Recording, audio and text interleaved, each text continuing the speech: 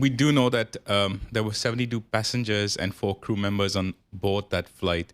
And we know that the pilot and the co-pilot are dead, and the FDNY has responded along with the Port Authority, and we're waiting to see more from the NTSB about what really went wrong. But from preliminary sort of air traffic control audio transcripts and also from sort of flight radar and other sources, we understand that a fire truck was responding to a United Airlines plane that was talking about a sickly smell in the cabin, and the fire truck was crossing the runway to respond to that aircraft. And it sort of crossed the runway at the same time as this so the Air Canada Express, operated by Jazz Aviation, was touching down at LaGuardia at that exact moment, and essentially on the intersection of the taxiway and the runway, the plane collided with the fire truck. And we understand that essentially that caused, obviously the plane to wear off. And if you look at images from the crash, the front section of the plane was demolished. It was a regional jet, and that front of the plane was demolished in that incident. Given what's happening with the airports with TSA, does any of this have to do with a shortage of staff anywhere in the airport infrastructure? So this isn't obviously TSA.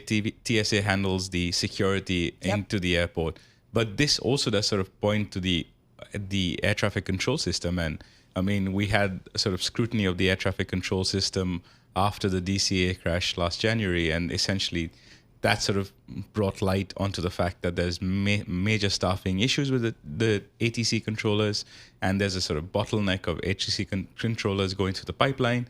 And so that is part of President Trump's plan to modernize and sort of vitalize the air traffic control system of the country. Secretary Duffy has been talking about how the government is working on this massive plan to upgrade and modernize air traffic control. And controllers are obviously a key part of that modernization. Do we, at this very early stage, preliminary stage, do we know what went wrong here at LaGuardia? Is it ATC? Is it the pilots? Is it the truck driver? It looks like it was air traffic control, but because, we have audio of the air traffic controller saying that I messed up, but likely that was because of just they were dealing with an emergency situation. Yep. They're also dealing with various things happening all at the same time. And so we don't yet know what really went wrong. We still don't know where the breakdown in communication happened. At the same time, we did hear audio of the controller trying to tell the truck driver to stop, but it was unfortunately too late. And at this point, all flights have been suspended.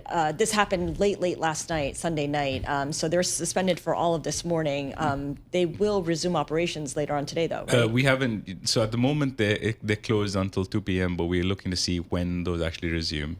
All right, if that's not bad enough for the Metro New York air traffic, some issues over at my home away from home, Newark. What's going on there? So there was a brief suspension of flights into and out of Newark because there was essentially an incident with a burning smell from one of the air traffic controller towers from the elevators, and so therefore they had to sort of evacuate the air traffic control staff from the tower, and that's again sort of indicative of the challenges the air traffic control system has to deal with, the fact that they have aging infrastructure and they need to sort of upgrade all those systems. Is there a plan to do that? We talk about it a lot, seemingly every time there's a disaster. Is there something in front of Congress that's going to earmark $1 gajillion to upgrade the U.S.? There is. It is a plan that's underway at the moment. There's a company called Peraton that's handling the air traffic control modernization. At the same time, there's also the need to modernize the actual physical towers and modernize the infrastructure, not just the air traffic controlling system. We previously talked about how there was copper cables that were connecting air traffic controllers, and we had those outages in Newark where the cable just disconnected.